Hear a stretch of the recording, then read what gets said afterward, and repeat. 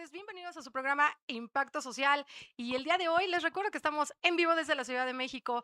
¿Y qué creen? Les tenemos preparado un programa bastante serio el día de hoy porque vamos a ver un tema que a todos nos debe de ocupar.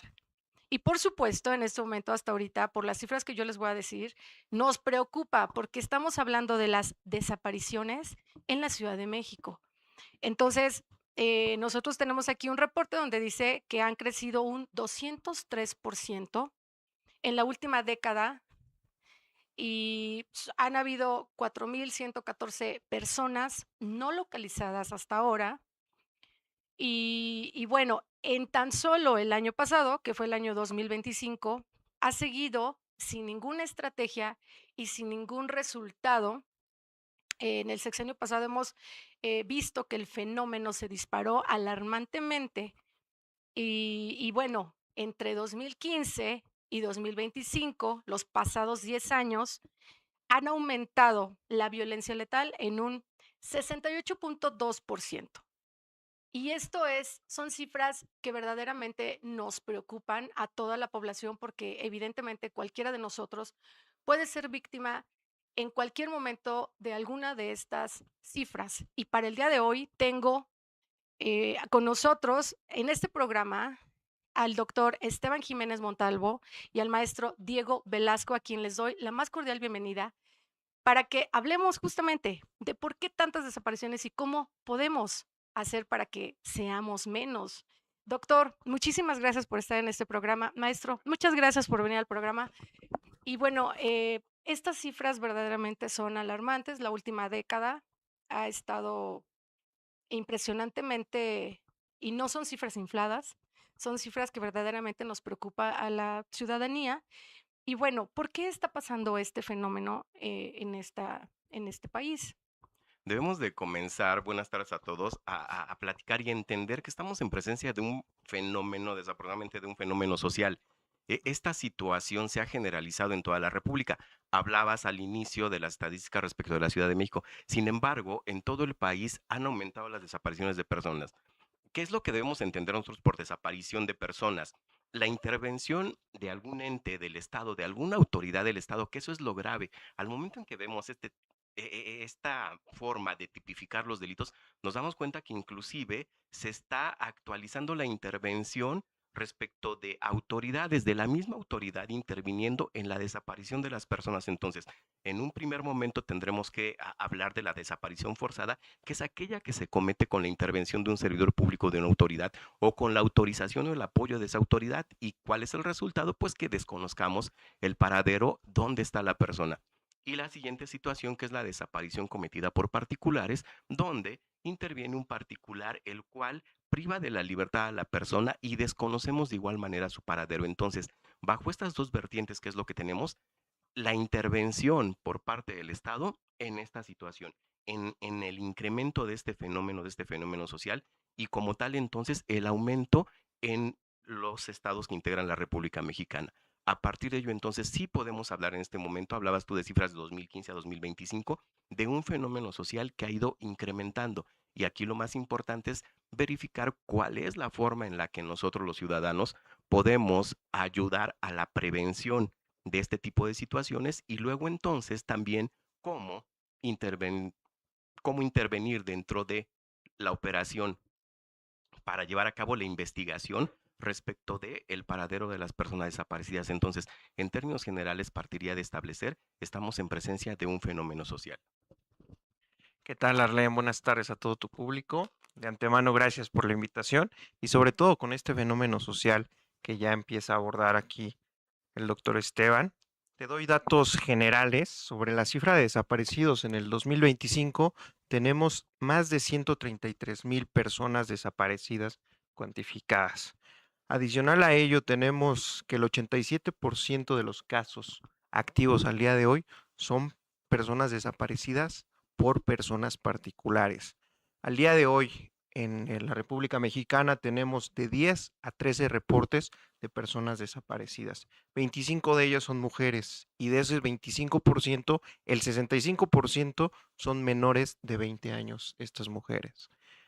Arlencita, pues así, sobre esta cuestión de los fenómenos, como lo comentaba ya el doctor Esteban, es una situación que nos acongoja como sociedad y sobre todo esa particularidad del Estado que lejos de apoyar o de sumar, pues pareciera que está ausente en el día a día.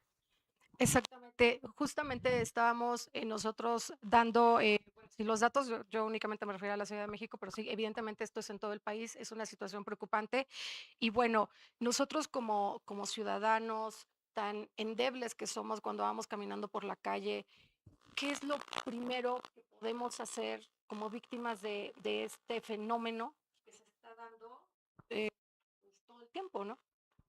Sí, sin lugar a dudas, creo que tenemos que establecer nosotros mecanismos de prevención. ¿Mecanismos de prevención para qué? Para evitar, tú acabas de comentar, el hecho de caminar por calles oscuras, evitar ese tipo de situaciones, el evitar los lugares oscuros, los lugares remotos, el hecho de estar en constante comunicación con nuestros familiares, todo eso va a abonar a qué? A tener entonces la comunicación y la certeza de que cuando ocurra una situación de riesgo, podamos estar en comunicación y tengamos entonces la información de que algo malo está pasando. Entonces, tenemos que implementar como familia, como ciudadanía, como sociedad, en las colonias, en las alcaldías, mecanismos de prevención. La parte de establecer luminarias, situaciones cuando existan las posibilidades de contar con cámaras de seguridad para llevar a cabo la vigilancia como vecinos, la situación de implementar en la familia mecanismos de seguridad, palabras clave para saber entonces si de verdad mi familiar es quien me está llamando, saber si mi familiar ha dejado de tener contacto con nosotros, y sobre todo la cultura de la denuncia. Mencionaste al momento de iniciar la plática que no son cifras infladas, no. Por el contrario, inclusive a nivel nacional tenemos cifras maquilladas, que ese es otro fenómeno también atribuible al propio Estado en el sentido de no reportar en su totalidad a las personas desaparecidas. Entonces, esa es otra realidad. Las cifras que tenemos no son cifras exactas. ¿Por qué? Porque no se denuncia, porque viene la otra parte, la otra cara de la moneda, la situación de la impunidad, que también es uno de los graves problemas en México que tenemos para llevar a cabo la investigación de las personas sobre el paradero de las personas desaparecidas. Entonces, sí, mecanismos de prevención a nivel familiar, a nivel escolar también, en la colonia, en la alcaldía, en todas las entidades debemos de comenzar entonces a trabajar en los mecanismos de prevención. Es correcto. Sí tenemos una mala educación en cuanto a cuidarnos a nosotros mismos. Confiamos todavía muchísimo en nuestra colonia, en nada más voy a la tienda, nada más voy aquí y perdemos un poco de vista el que ya está oscuro, el que una luminaria no sirve, que cualquier persona se puede ocultar detrás de esto. O también últimamente se está dando en los estacionamientos, se estacionan al lado de ti y también pues te impacta de esta manera este tipo de desapariciones, maestro. Sí, correcto. Como bien lo refieres, pues en cualquier momento estamos expuestos a ser víctimas de este tipo penal y sobre todo tenemos que prevenir, como bien lo refiere Esteban, esa situación. Cuando salgamos de casa, avisar a dónde vamos, con quién vamos y a qué hora aproximadamente vamos a regresar. Si no regresamos a esa hora, sí es importante avisarle al familiar que nos vamos a retrasar en la llegada. ¿Por qué? Porque si no el familiar se va a preocupar y lejos de eso ya no va a tener la noción de dónde estamos. Eso es vital. Si bien es cierto, el Estado tiene la obligación de cuidarnos, pues también nosotros tenemos que hacer ese granito de arena que suma a protegernos. Correcto, sí, tenemos que tener esa nueva cultura de cuidarnos y de todo el tiempo estar monitoreando con nuestros familiares más cercanos en nuestro lugar en tiempo real. Claro, sin duda, México forma parte de diferentes convenciones, convenciones para la protección de mujeres, de niñas en ciudades seguras. Hay ya mecanismos que ha adoptado México, pero ahora es el hecho de implementarlos. No solamente es la firma de tratados internacionales, sino además el hecho de generar mecanismos y herramientas eficaces y eficientes. ¿Para qué? Para llevar a cabo la protección de los ciudadanos. Qué bueno que formemos parte de este tipo de convenciones de ciudades seguras para mujeres y niñas. Sin embargo, ¿dónde están los mecanismos? Seguimos teniendo mujeres desaparecidas. Lo acaban de mencionar ustedes, lo mencionó Diego. La parte de la desaparición de las mujeres, donde se está incrementando también es precisamente en entidades federativas como Tabasco, como Baja California, donde ha aumentado el número de mujeres desaparecidas. Entonces, algo está ocurriendo y tenemos que revisar entonces qué es lo que está pasando en esas entidades. ¿Por qué específicamente a nivel nacional en estos estados se está presentando la desaparición respecto de mujeres y niñas.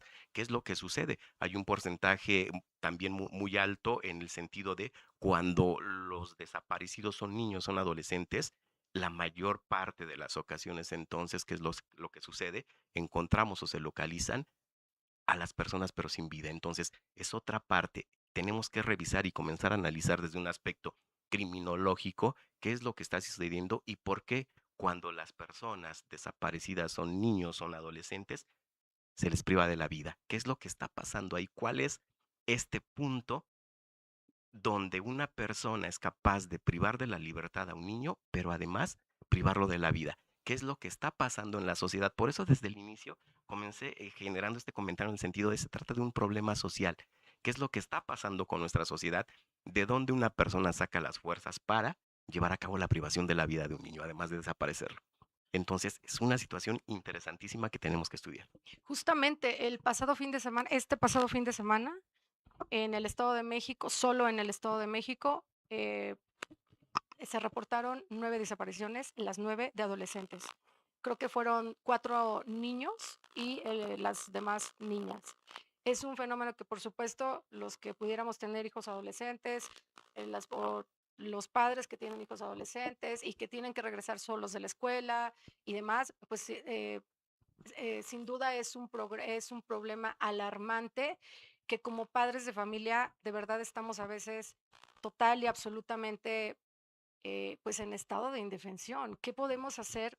Nosotros entendemos la parte de cuida tu entorno, voltea para todos lados, a lo mejor como adultos podemos concentrarnos y hacerlo, pero un niño que va distraído, que va con el cuate caminando, van hablando de la novia, de la chica que les gusta, del balón, del esto, del otro, ¿cómo poder emprender estas acciones para poder protegerlos a ellos mismos? Mira, Arlen, qué bueno que tocas ese tema, sobre todo del Estado de México, porque dentro de los 5 estados con mayores personas desaparecidas se encuentra el Estado de México, Jalisco, Tamaulipas, Nuevo León y Veracruz. Ahora bien, en el Estado de México recordaremos que existe una comisión de búsqueda de personas desaparecidas, la cual de 3 años para acá han cambiado al titular en 4 ocasiones. Entonces, esa situación que prevalece o queda pauta a que las desapariciones no sigan una secuela en el seguimiento de sus búsquedas, pues al cambiar un titular de estas comisiones, ¿qué pasa? Pues se pierde esa sinergia o esa ruta de trabajo que ya podrían venir trabajando las personas víctimas indirectas. Te hablo de víctimas indirectas, pues puede ser los padres de la persona ausente o desaparecida, los hermanos o en su caso hasta los mismos hijos que están buscando a sus padres. Ante esa situación, pues nosotros como sociedad tenemos que prevenir. Hoy en día la tecnología ha avanzado muchísimo, que podemos en los que usamos teléfonos iOS, iPhone, compartir la ubicación con nuestros hijos, los que tenemos adolescentes, con nuestras esposas, familiares cercanos, para darles el seguimiento y no sobre todo, no como una medida de toxicidad que se podría entender, Sí, no, no, no, sino como como una medida de prevención. Sí, sí, prevención. claro, claro. Adicional a ello, los que tienen hijos pequeños, hay relojes inteligentes que te pueden dar la ubicación en tiempo real y sería una forma de prevenir que yo le recomendaría a la sociedad que lo tomen en consideración porque hoy en día seamos de estatus económico bajo, alto, medio, estamos expuestos a esta situación. Pues recordemos que las personas hoy en día pues ya no se tientan el corazón. Correcto, no estamos hablando ante una situación determinada de clase social, ni de dinero, ni de nada, sino bien lo decía el doctor Montalvo, que es un mal social que en este momento se está desarrollando en nuestro país. Doctor. Fíjate que comentaban ustedes y acaban de abordar temas bien interesantes. Mencionabas qué es lo que sucede con los niños que vienen solos a casa. ¿Por qué? Porque los papás están trabajando, porque la mamá está fuera de casa, por las necesidades para contar con los mecanismos o con los recursos para sufragar los gastos de esos niños. ¿Qué es lo que tenemos entonces acá? Entonces estamos esperando la intervención del Estado. La formación escolar es una situación donde se tiene que trabajar también estos mecanismos de prevención. Las etapas de desarrollo del ser humano, bajo las teorías de Jean Piaget, de Eric Erikson, nos establecen entonces cómo dentro de esta edad escolar, a partir de los 4 a los 6 años, podemos nosotros entonces generar la introyección de principios y valores en los niños. Y dentro de estos principios, valores y objetivos, entonces estaría también toda esta cultura de la prevención.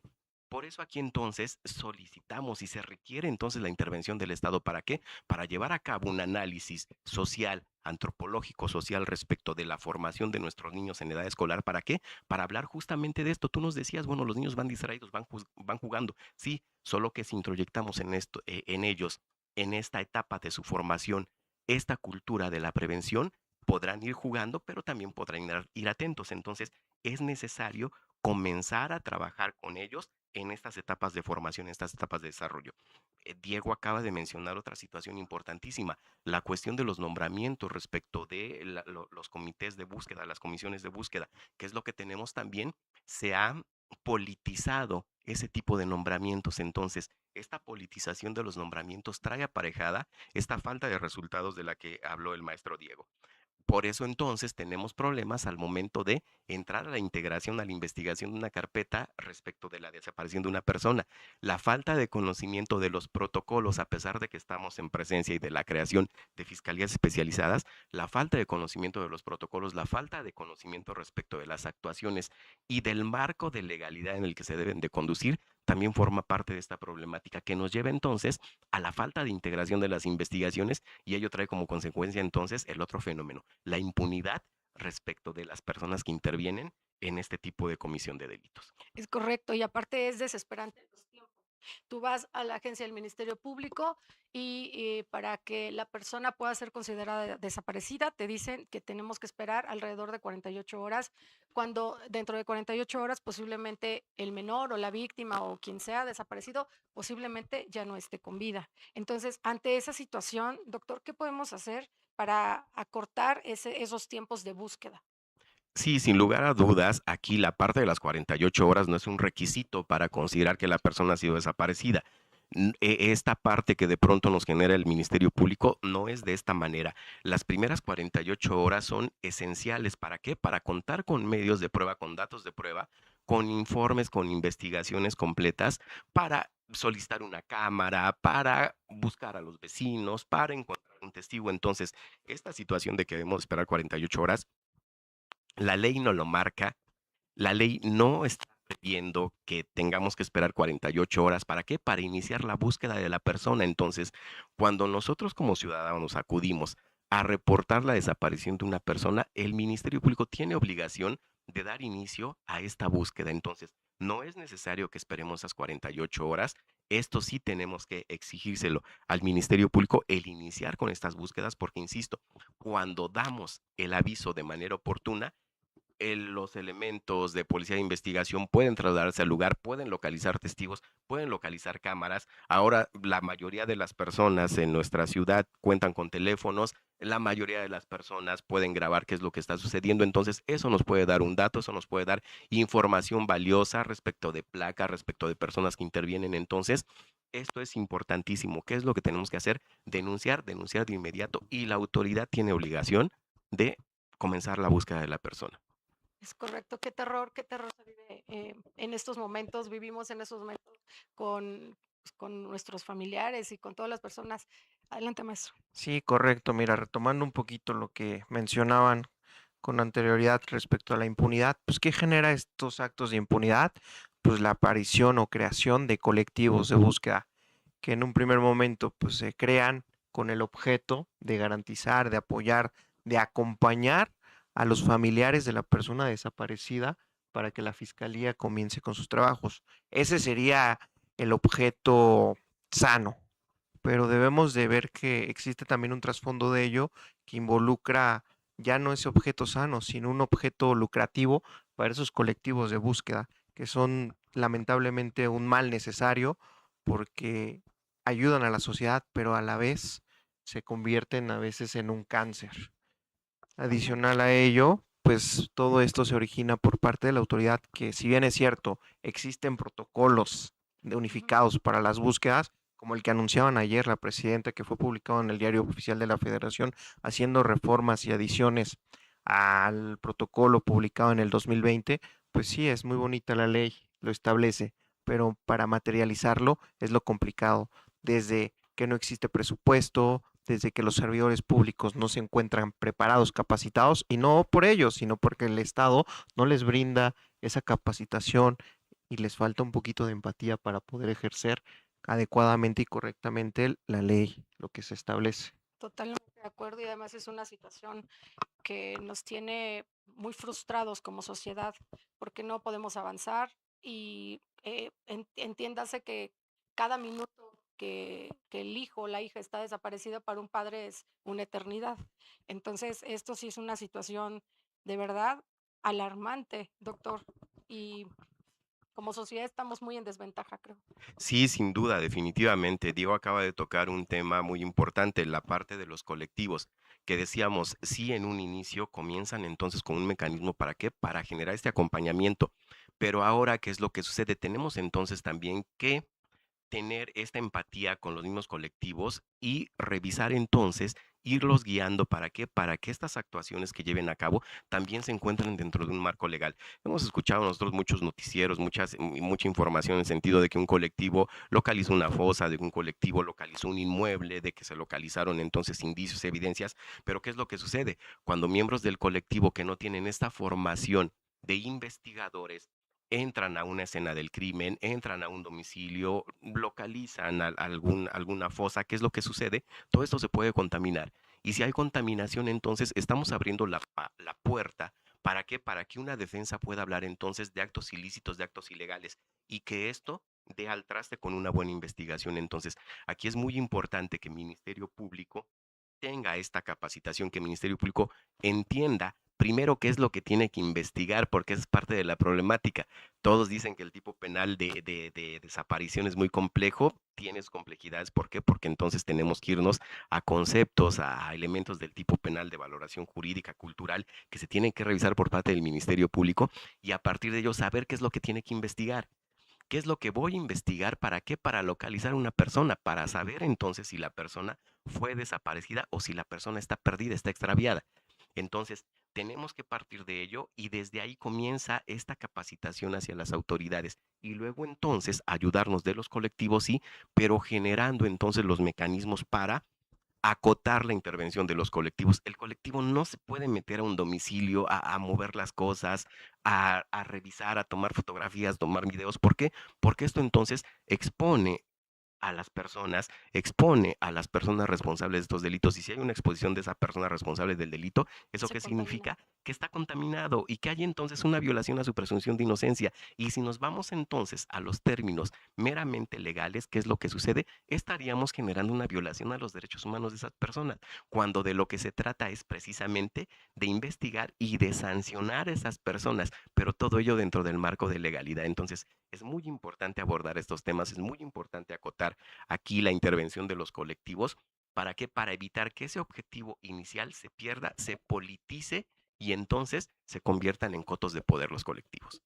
Qué fascinante es platicar con ustedes, porque además acaban de tocar un punto importantísimo de que se tienen, entiendo con todo esto, que se tienen que llevar a cabo los protocolos, pero minuciosamente para que no exista contaminación y entonces no esta situación se nos revierta, porque de otro modo, no sé si las personas que nos están escuchando alcanzaron a entender esta situación es que nosotros, si hacemos procedimentalmente hablando mal este proceso, entonces las personas que se llevaron o llevaron a cabo esta desaparición, entonces serían inocentes y por lo tanto posiblemente el menor, la persona, la mujer o quien sea, podría ser encontrado, llámese con vida o sin vida, pero además estas personas ya adquirieron derechos por el solo hecho de que nosotros hicimos mal ese procedimiento. Eso es lo que el doctor está queriendo decir. Y bueno, usted no se mueve de donde estoy, yo voy rápidamente a un corte, no se mueva.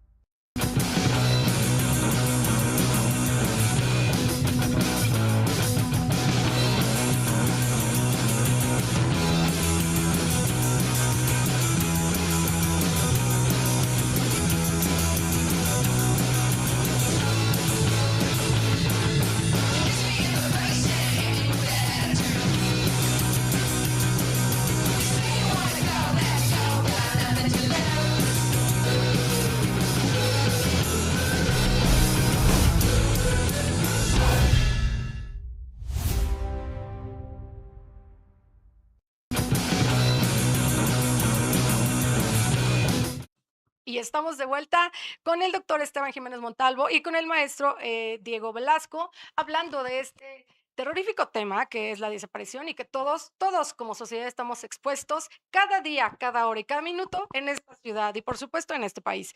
Y seguimos con este tema porque además es importante prevenir y saber cómo, usted ya comentaba hace rato que, bueno, tenemos que estar atentos al entorno. Es importantísimo estar atentos al entorno, no estar en el celular, por ejemplo. Este es un tema que nos consume a muchos, que estamos mandando a veces mensajes, a veces audios, a veces lo que sea, y estamos concentrados más en lo que estamos haciendo de nosotros mismos que al mismo entorno, pero no nada más el entorno si estás en un celular, el entorno también es si estás en un carro. Hoy se ha disparado también muchísimo los robos y los asaltos en carreteras y en todo este tipo de lugares. Entonces, ¿qué podemos hacer ante también esta ola de violencia que también estamos viviendo, que origina también justamente algún tipo de desaparición? Aquí definitivamente decíamos, el Estado ha adoptado diferentes medidas.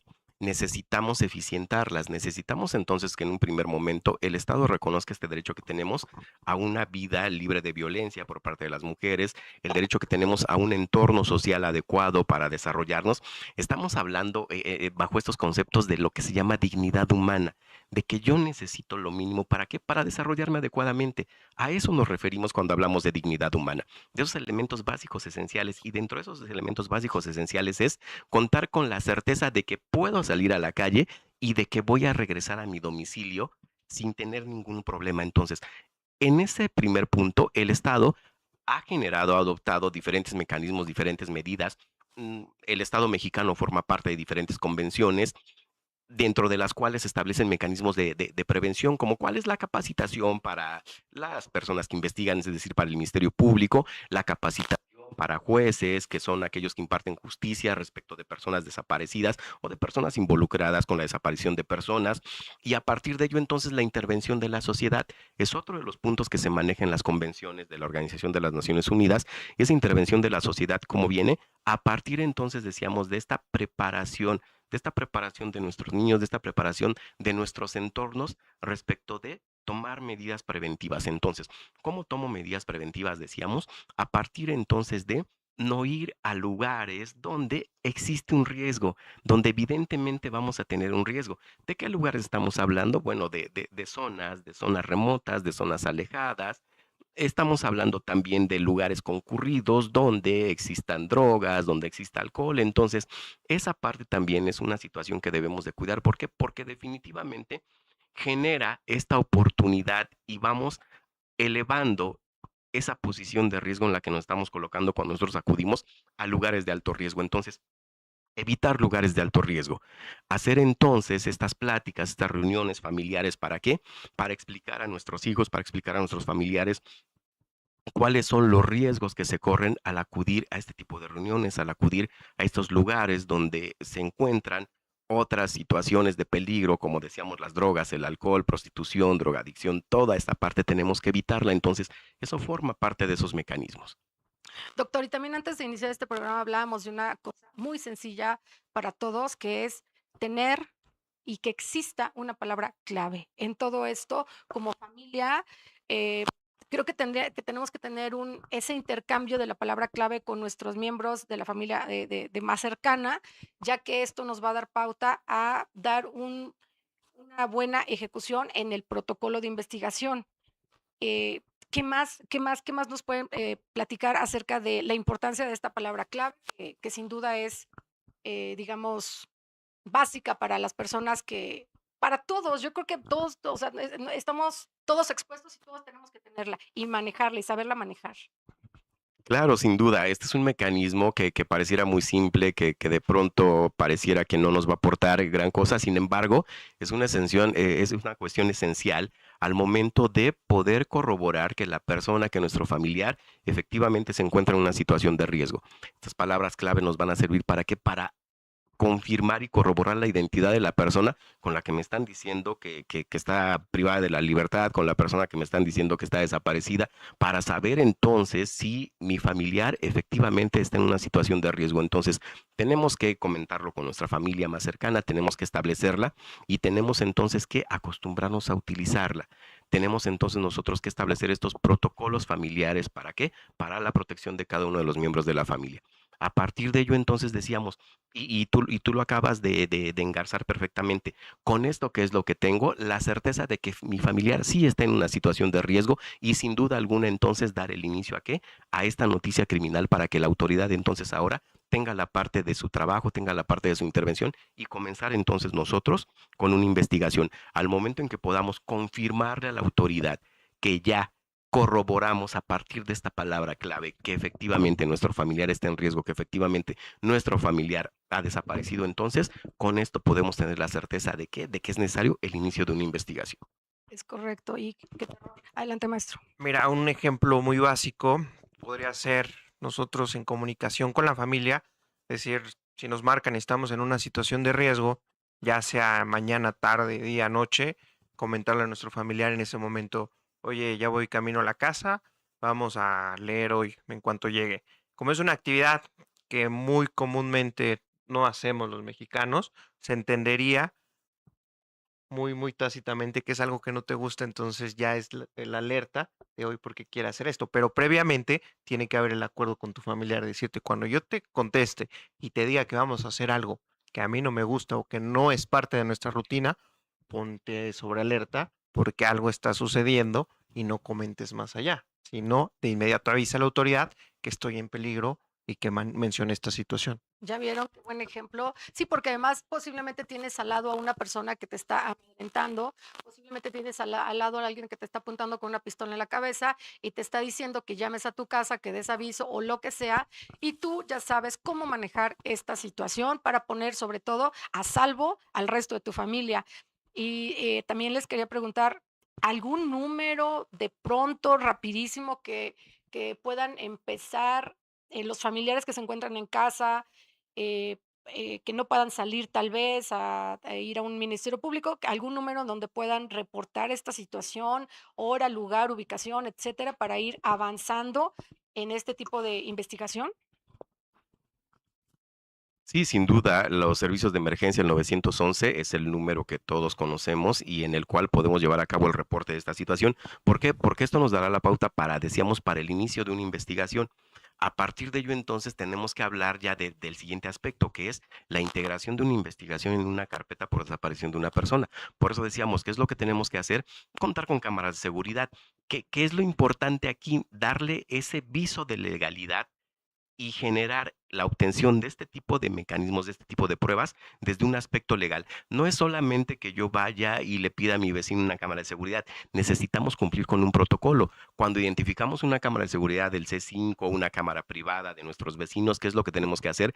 La autoridad, el Ministerio Público, a través de policía o de peritos, tienen que llevar a cabo la extracción de esos videos, de esas grabaciones, a través de un protocolo. ¿Para qué? Para generar la cadena de custodia.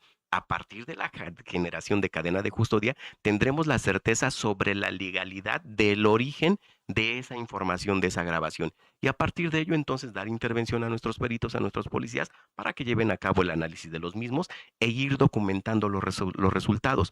Cuando se llevan a cabo las búsquedas por parte de la autoridad, que es lo que tenemos, la colaboración de diferentes autoridades, Ministerio Público, peritos, tenemos entonces a la Guardia Nacional que nos ayuda, a la Marina, al Ejército, y todo ello se tiene que generar a través de ¿qué? De las colaboraciones correspondientes. Insisto, no se trata solamente de ir a la calle, de ir a los lugares como se acostumbra con la parte de los colectivos, sino generar una dinámica a partir del conocimiento de la autoridad. ¿Para qué? Para estar trabajando dentro de un marco de legalidad.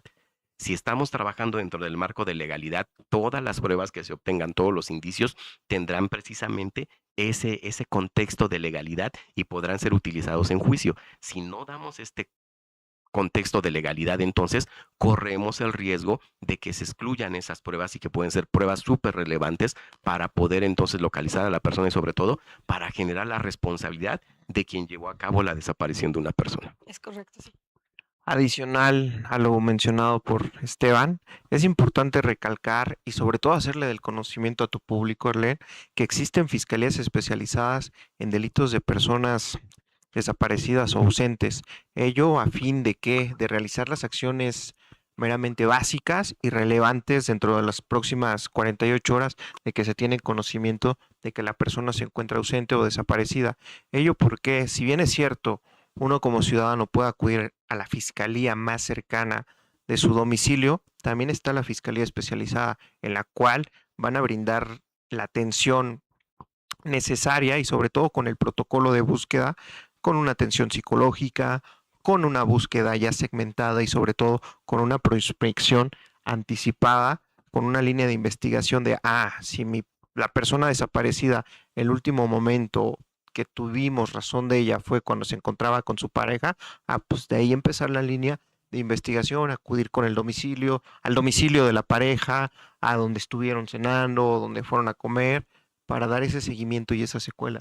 En la mayoría de los casos aquí en México, si bien es cierto, no es una prejuzgar, es una cuestión meramente de que las personas que desaparecen tienen un vínculo con el sujeto activo. No en todas, pero sí en la mayoría.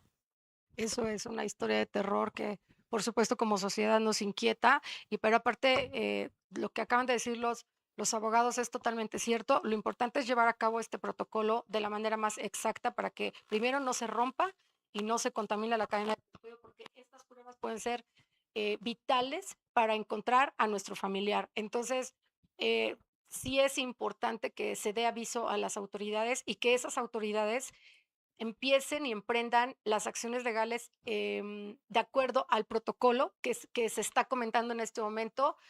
Y nosotros los ciudadanos nos preguntamos, ¿cómo podemos ir a una agencia del Ministerio Público? ¿Acaso el Ministerio Público de verdad va a emprender en ese preciso momento o te va a decir, espérese 48 horas y no me moleste? ¿Cómo podemos hacer? Bueno, yo les recomiendo que por supuesto le llamen a un abogado experto en esta situación para que sepa perfectamente bien qué es lo que se tiene que hacer y para que pueda, junto con el Ministerio Público, pues empezar a hacer este tipo de acciones. Y por supuesto, yo siempre les recomiendo los abogados que tenemos en este momento que son altamente capaces y bueno, pues de solventar un caso de este tipo, de esta naturaleza, por su amplia experiencia y siempre pues con una persona que sepa de estos protocolos, porque eso es lo más importante para poder llegar pues al origen y a poder solucionar este tipo de problemas. Adelante, doctor. Sí, precisamente decíamos, cuando tú acudes con el Ministerio Público tiene que seguir esos protocolos. Tenemos entonces que justificar la intervención por parte de la autoridad, pero ya la ley maneja diferentes mecanismos, diferentes técnicas de investigación que podemos utilizar. La cuestión de recabar los datos conservados, es decir, los datos del teléfono de la persona desaparecida, geolocalizaciones en tiempo real. Tenemos entonces también la posibilidad de contar con las búsquedas si la persona desapareció a bordo de un vehículo, los arcos vehiculares. Hay diferentes mecanismos, diferentes herramientas tecnológicas, pero que todas deben de seguir entonces este marco de legalidad. Cuando el Ministerio Público recibe la noticia criminal, ¿qué es lo que tiene que hacer? Dar inicio a la investigación, dar inicio a la carpeta, generar entonces la implementación de los protocolos, la alerta a Amber, alerta a Alba, tratándose de niños, tratándose de mujeres. ¿Para qué? Para comenzar entonces a obtener toda esta información, información que va, decíamos, desde telefonía hasta información en terminales de autobuses, información en aeropuertos, información en hospitales. Entonces, se tienen todos estos mecanismos de colaboración y lo importante es no dejar pasar el tiempo. ¿Para qué? Para que se pueda localizar entonces de manera inmediata a la persona. Entonces, es muy importante. Ministerio Público tiene conocimiento de estos protocolos, tiene conocimiento de estas técnicas de investigación y hay que exigir que se realicen y que se realicen dentro de este marco de legalidad. Doctor, y entonces entiendo que sería prudente que todos los adolescentes contaran con algún medio de este tipo, electrónico, con algún celular que se puedan para poderlos localizar si es que van a casa de un compañero, van a algún lugar a hacer alguna tarea y demás. ¿Usted considera que es prudente y oportuno que todos los adolescentes cuenten con este sistema para por si se ofrece algún tipo de problemática, que se sepan o estemos un poco con algún punto de referencia. Creo que diste en el punto en esta parte final. Saber el punto de referencia, saber el punto de ubicación de nuestros adolescentes, de nuestros hijos. Es una pregunta complicada y la respuesta sería muy arriesgada, decirte si todos deben de contar Todos deben de tener celular, con un doctor. teléfono celular, definitivamente. No, creo que el buen uso de estos aparatos es lo que se tiene que generar. ¿Para qué? Para que todos nuestros adolescentes puedan contar con uno de estos teléfonos. Pero si no se contaran con los mismos, sí contar con un punto de referencia, saber en qué lugar están nuestros adolescentes. Me parece que ese sería el punto toral, tener la comunicación con nuestros adolescentes, con nuestros familiares, de dónde están, hacia dónde se dirigen, con quién van a estar, que eso también es muy importante, y sobre todo saber entonces cómo podemos ubicarlos, conocer entonces también a su red de amigos, a su red más cercana. ¿Para qué? Para en un momento determinado también estar en comunicación con ellos. Entonces, yo me iría a tu pregunta a decir, sí, sí es importante que cuenten con estos aparatos para poderlos localizar, pero creo que más importante es tener el conocimiento de dónde están.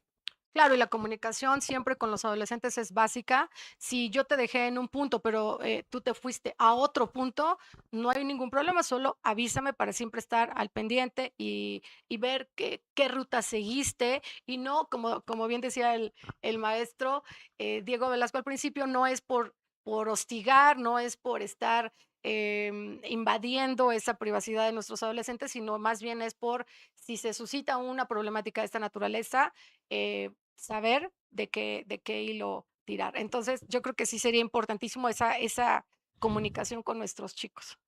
Sí, adicionando a tu comentario, yo creo y les quiero recomendar a los adolescentes que están viendo tu programa que si llegan a salir a un lugar y no quieren que sus padres sepan, mínimo sí infórmelo a algún otro familiar que le tengan la confianza que van a acudir a cierto lugar y que van a regresar a tal hora y que si no es así, pues que le avisen a sus padres en dónde se encontraban o a dónde se dirigían.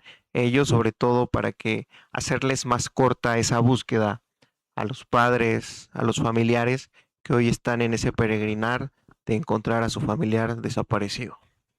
Es importantísimo esta parte que dicen los abogados, la comunicación entre nuestros adolescentes o entre nuestros hijos, a lo mejor ya no son adolescentes, pero siempre es importante en dónde estás, más o menos en qué zona estás, más o menos a qué hora piensas llegar. No es por invadir, ni mucho menos, pero sí para estar al pendiente y calcular tiempos y toda esta situación que evidentemente estamos vulnerables cuando estamos en la calle. Bueno, y hasta nuestras casas a veces, ¿verdad? Pero sobre todo en la calle. Doctor, ¿algún otro tip de prevención que usted nos quiera obsequiar?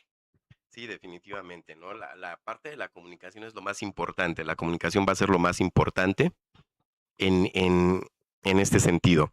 Necesitamos nosotros, hay lugares, hay regiones donde no hay señal, no podemos entonces estar comunicados, pero sí saber hacia dónde se dirigen nuestros familiares. Entonces, sin lugar a dudas, en una sociedad lo más importante es la comunicación de las autoridades hacia la ciudadanía, la comunicación entre la propia ciudadanía, la comunicación entre los familiares. Entonces, definitivamente debemos de partir de una buena comunicación. ¿Para qué? Para ir previendo entonces. Sabemos nosotros que hay zonas de alto riesgo, saber dónde están, ubicarlas y sobre todo hacerle del conocimiento a nuestras familias, a nuestros familiares entonces los mecanismos para qué evitar el acudir a este tipo de zonas. Tenemos entonces también atlas geográficos donde inclusive tenemos zonas de riesgo, conocerlas, por eso decíamos lo más importante es la comunicación, que la autoridad nos haga del conocimiento cuáles son las zonas de riesgo, para qué, para evitarlas en la medida de lo posible. Habrá situaciones donde por las cuestiones de necesidad, de traslado, para ir a la escuela, para ir al trabajo, tengamos que salir de mañana, regresar de noche, entonces saber cuáles son las rutas que utilizamos, saber entonces también los cambios de ruta cuando estamos en los vehículos, cuando vamos a bordo de vehículos, entonces manejar todo este tipo de información. Por eso insisto, la comunicación va a ser lo más importante aquí.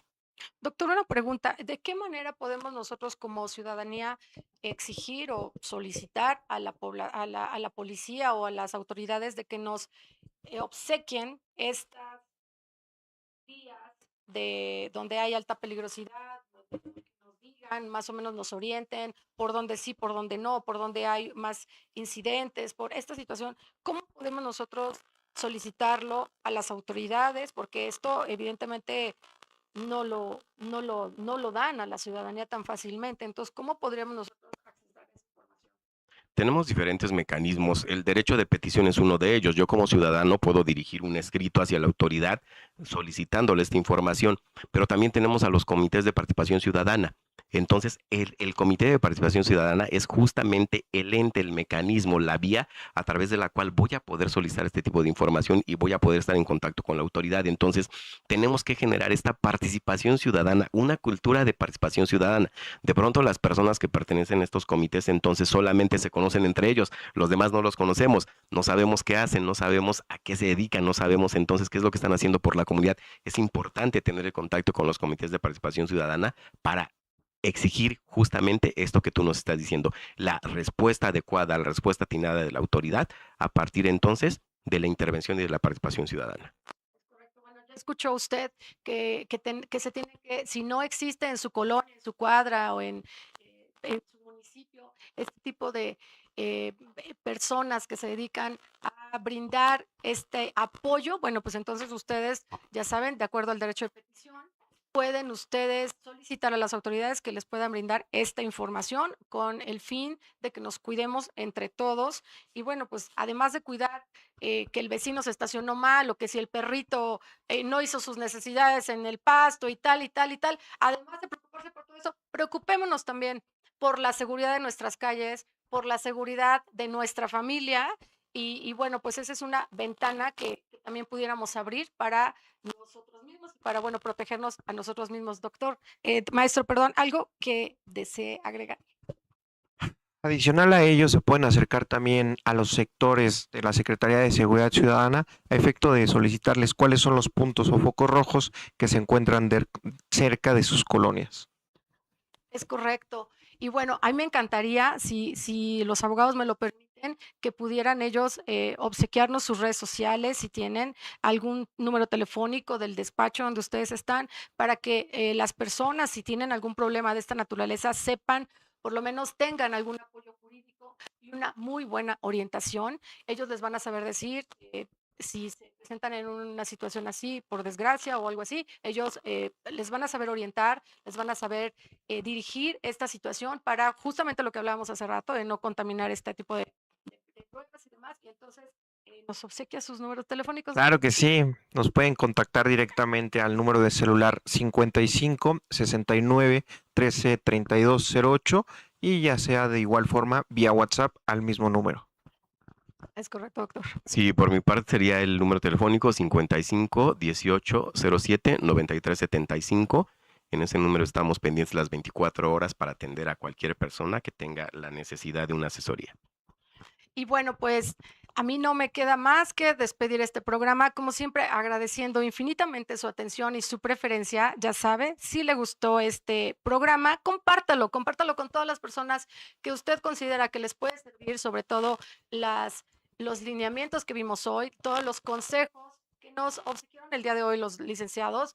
Y bueno, pues a mí no me queda más que agradecer, ya sabe, infinitamente su presencia y yo lo veo en punto de la 1:30 el próximo miércoles. Y bueno, pues a cuidarnos como ciudadanía, a cuidarnos como personas, cuidémonos unos a otros y yo creo que esa va a ser la mejor manera de solventar toda esta etapa oscura que estamos viviendo, este fenómeno social que estamos pasando todos y bueno, ayudándonos unos a otros. Y bueno, yo soy Arlene Mafud, me despido. Si le gustó, ya sabe este programa, comparta. Gracias, buenas tardes.